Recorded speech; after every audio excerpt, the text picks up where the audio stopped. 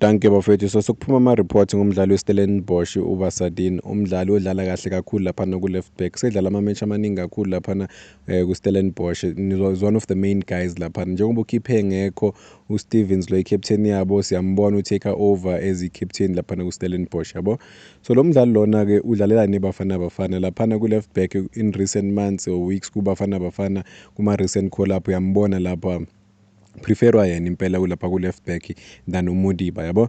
Mamelodi Sundowns-ke seyijoyine i-race yalomdlali lona madoda. Ufuna i-Kaizer Chiefs ne-Orlando Pirates kakhulu bebambanga, but manje izinto ziyaguquka ngoba manje ziyatshentsha. Imamelodi Sundowns ijoyine i-race ukuthi nayo iyamfuna umfana ngoba udlala kahle kakhulu yabo. Sikhumbule ukuthi evikini iStellenbosch bedlala neMamelodi Sundowns, umdlali weMamelodi Sundowns uRonwen Williams ufake isithombe saBasadien laphana ku-Instagram, okubonisayo ngempela ukuthi naye uyazama ukumheha ukuthi hayibo woza kuMamelodi Sundowns and ufunani ko-Pirates nako-Chiefs yabo.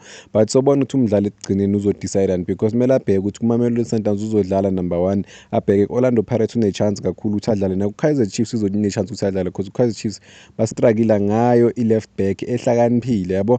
Banawo uCross but uCross is-stagnant, like akaka-understand ibhola lase-South Africa kakhulu. Simbone lapha kudlalwa ne-Orlando Pirates ukuthi uba exposed. Yes, uyadlala ukudlala but like akakwazi ukumaka ama-players like a-strong, like ane-pace yabo. Ku-easy ukuthi abe expose acommit ama-yellow card unnecessary yabo. Simbonile lapha bamshaya nge-red card. Looking at isquad se-Orlando Pirates-ke mawubheka laphana kudlala uHotho noMarco, but uMarco-ke ustruggle ngama-injury. uHotho-ke uyakwazi nokudlala naphambili, so uHotho umobile ngoba udlala ama-positions amaningi, but-ke kuhamba i-captain ye-Orlando Pirates laphana uMayela. That is why badinga i-replacement kaMayela laphana ku-left back yabo. Mamelodi Sundowns-ke ushaye i-left back uModiba noLunga, but-ke in recent so kunama-players maybe awu-3 lapha ashaya i-left back. Khona omunye abamsayinile lo ohambile manje umfana omncane uye ku-CAF under-20, but-ke uModiba odlala kakhulu, but uModiba noLunga sebayatshentshisana as of late, but-ke uBasadien yena is one of the most exciting left backs in the country and kuBafana Bafana ulwela ischeme noModiba, but I think i-advantage yakhe uBasadien ukuthi yena is able to contribute phambili and akwazi nokudefenda futhi, so uyakwazi ukubhalansa kahle le side la ku-left back nanokuthi uhlakaniphe kakhulu yabo.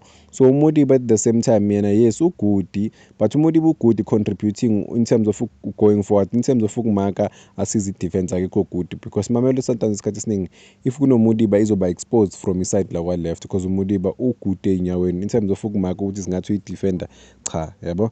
But-ke sobona ukuthi uBasadien yena uzodecide ukuya kuMamelodi Sundowns, Orlando Pirates or Kaizer Chiefs because lama-teams lawa ayi-3 ama-super teams ase-South Africa ayamfuna.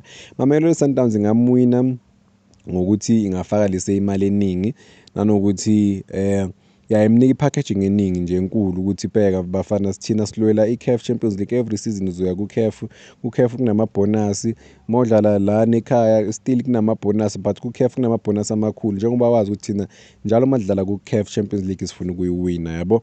So nawe joina i-winning team, ujoine i-team enkulu at the moment. I-league it's guaranteed vele uzoyiwina mawula nathi, sobona ukuthi bazozamheha kanjani, but ku-Pirates naku-Chiefs ngiyambona umfana kuba uye vele umuntu odlala njalo yabo. Ku-Pirates or ku-Chiefs angadlala njalo because manje kuMamelodi Sundowns ulwa noModiba noLunga, it's gonna be tricky-ish, but-ke angadlala nakhona, but ngeke adlale everyday, there's no way yabo, because manje kumele bakhiphe uLunga or bahambise uModiba if uBasadien uyafika, you understand. But-ke let's wait and see because Mamelodi Sundowns ihlakaniphile ngempela, ingakwazi ukuthatha uModiba imbeke kwenye position yabo, ithatha uBasadien imshayise i-left back because bayakwazi nje kufana noMorena, ngoba uMorena wayeyi-attacker but they converted him ukuthi uya-assista laphana naku-right back, so udlala nje ukwazi ukufitha in kuma-position a-different basebenzisa lesa speed sakhe. So sobona ukuthi umfana uzodecide ukuya kiphi i-team. Kuzoba nzima bafowethu. Mamelodi Sundowns seyijoyinile. Danko.